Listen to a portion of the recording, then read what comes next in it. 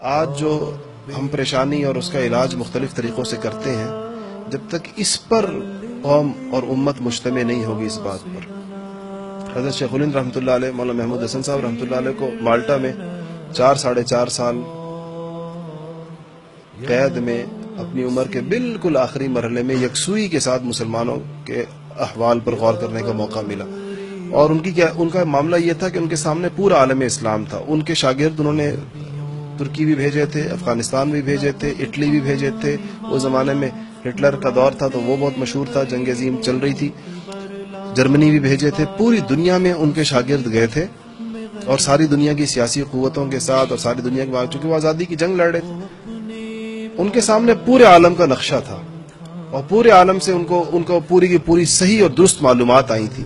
اور پھر عمر بھی 50-55 سال قرآن و سنت کے ساتھ اشتغال رہا ہو، قرآن و سنت سے انسان کا گہرا تعلق ہو، پوری تعلیمات نبوی اس کے سامنے کھلی ہوئی ہوں، پھر اس کو یکسوئی کے ساتھ سارے ہنگاموں سے دور ہو کر غور و فکر کا موقع مل جائے. جو عمر کے آخر میں 70 سال کی عمر میں کم و بیش وہ قید ہوئے تھے اور 4-4.5 سال مالٹا میں قید رہے، دنیا کے ایک دوسرے کونے میں، ایک برفانی جزیرے میں.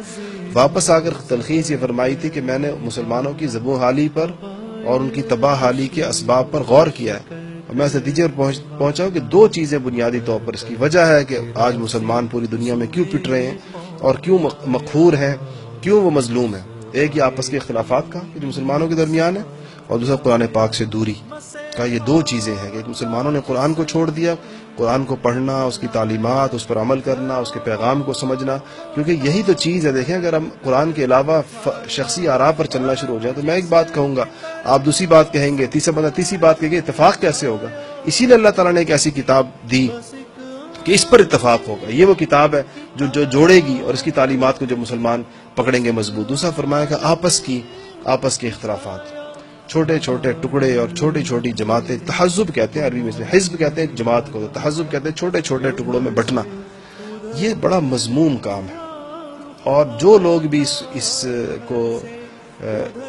اس محنت میں ہوتے ہیں مسلمانوں کو تقسیم کرنے کے، چاہے وہ تقسیم مذہب کے نام پر ہو، چاہے وہ تقسیم قومیت کے نام پر ہو، چاہے وہ تقسیم زبان کے نام پر ہو، چاہے وہ تقسیم علاقے کے نام پر ہو، کسی بھی نام پر مسلمانوں کی جماعت کو تقسیم کرنا اور ان کو جدا شناختیں دینا، ان کو جدا نام دینا کہ تم اس بنیاد پر پہچانے جاؤ، تم اس بنیاد پر پہچانے جاؤ، تم اس بنیاد پر پہچانے جاؤ، یہ حضور اکرم صلی اللہ علیہ وسلم کی عمر بھر کی محنت پر پانی پھیرنے کے مترادف ہے. جیسے کوئی آدمی باقاعدہ نبوت کا دشمن ہو اور وہ نبوت کی محنت کو جڑ سے اکھاڑنا چاہتا ہو تو وہ اس کام میں مشغول ہو.